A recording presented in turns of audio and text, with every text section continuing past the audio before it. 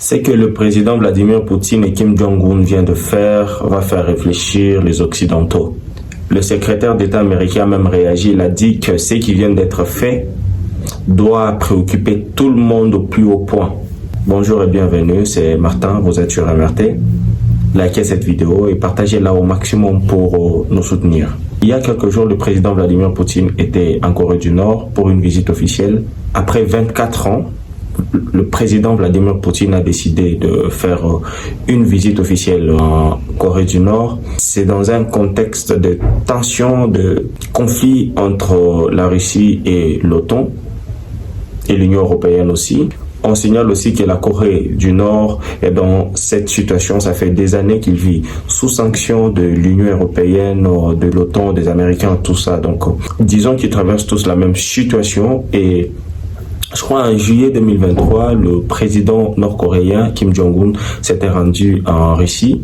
Et 24 ans après, le président Vladimir Poutine, au vu de ce qui se passe dans le monde, il a décidé d'aller sur place pour aller rencontrer son homologue nord-coréen. Ce qui a été fait, et il y a un accord. Il y a un accord qui a été signé et ça fait peur à tout le monde. Et ça fait peur à tout le monde. Il y a un accord de défense qui a été signé entre la Russie et la Corée du Nord.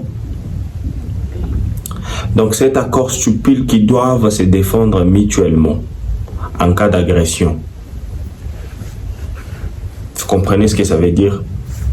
Si par exemple aujourd'hui, la Russie est agressée par qui que ce soit, la Corée du Nord va intervenir. Donc auparavant, ça se faisait, voilà, la coopération entre les deux pays.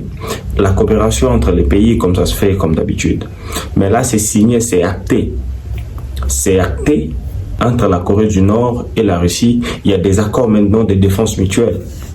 Si quelqu'un ose toucher à la Corée du Nord, la Russie va envoyer des militaires, des armes et tout ça, officiellement.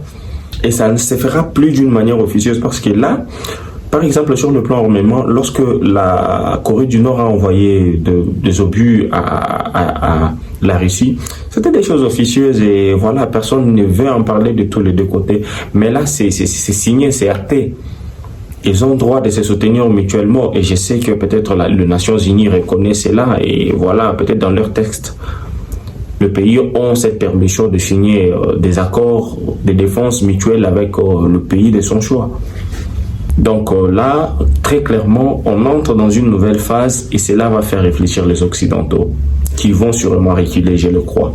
Mais si par orgueil, ils continuent de foncer, je crois que la suite ne sera pas bon pour eux. Donc voilà ce que j'avais à dire dans cette vidéo. Likez cette vidéo, partagez, dites-nous ce que vous en pensez dans l'espace commentaire. Moi je vous dis à très bientôt pour de nouvelles informations.